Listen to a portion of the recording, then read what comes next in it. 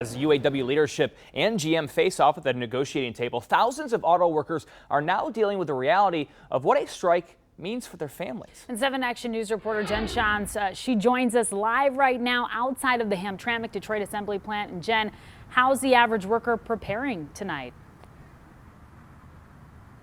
Yeah, Amira, we heard from the local UAW 160. They say no worker wants to strike because the reality of that is strike pay, just $250 a week. Now here at the Detroit Hamtramck assembly plant, this is one of the facilities poised to close by GM, and UAW officials say they are expecting a huge turnout here tonight.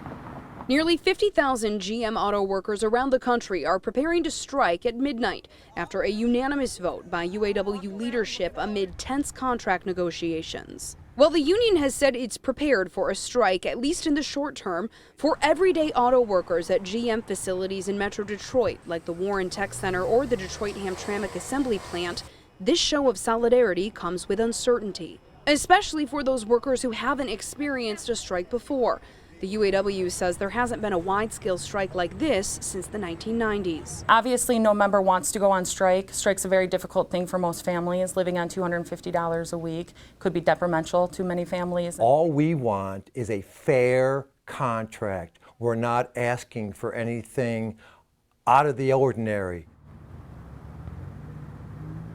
Now, yesterday I spoke with a Ford UAW member. He traveled here from Chicago just to show his support and solidarity. He says on a local level, some locals are stocking up with a strike pantry, and he says if needed, they would help and give what they've collected to GM workers on strike. Now, behind me, you can see some Aramark janitorial workers on strike. Well, the GM UAW strike is completely separate. They tell us they are eager to be joined by those workers tonight at midnight. Now, coming up on Channel 20 at 10 and Channel 7 and 11, you will hear more about how this strike is going to be impacting those everyday workers and their day-to-day.